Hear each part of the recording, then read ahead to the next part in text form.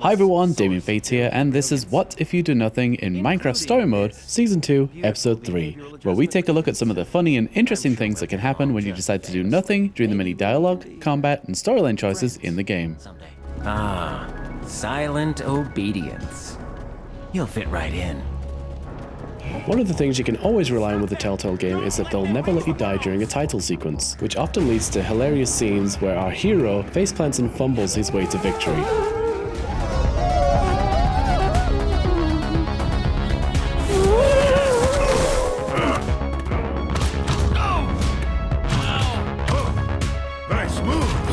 Yeah, whatever, Jack.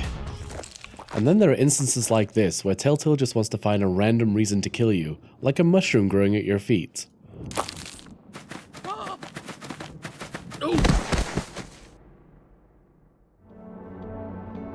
After freeing Prisoner X, you're faced with one of the hardest decisions in the game, and that's whether to leave Luna the llama or Gnome the villager behind in the deadly prison cell. But did you know you can actually choose to sacrifice yourself and let everybody else escape? If you take longer than 3 minutes to decide, then Zara will take Nern and Luna with her, leaving Jesse behind.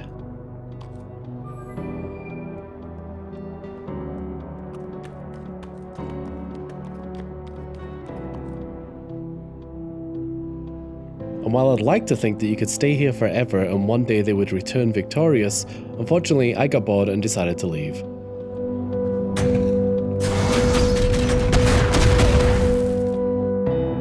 Alright, the traps.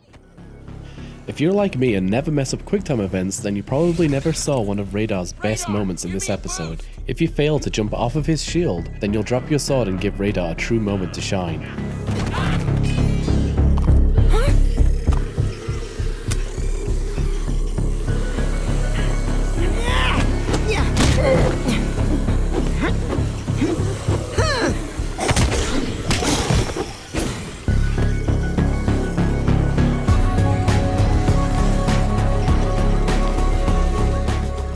Jesse doesn't seem impressed, but I loved it. I also found a weird glitch that involves a missing animation on incorrect camera position if you do jump off the shield but then fail to swipe the spider before it hits you. For some reason the camera looks over the prison and we can also see one of the ender golems on top of the wall. Once you get on top of the wall, you're faced with a three-headed ghast in one of the best looking boss sequences in a Telltale game I've ever seen. However, it's not very good at killing you as it takes about 5 minutes to do so.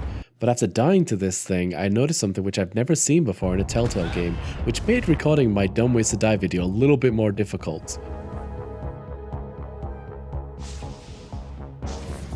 You read that right, I'm not allowed to take any damage anymore. I even tried reloading the game and that didn't work. I actually had to play through the whole thing again just to get this next death sequence, and it was the same as the one before. Near the end of the game, you need to decide whether to save Zara or not. She's the one who ran off on her. She can find her own way to the tower. We're leaving. If you don't choose one of the options, then it defaults to leaving her behind, but it doesn't really matter because she catches up with you anyway. But if you decide to go help her and then decide not to help her, you treat her to one of the funniest death scenes in the game.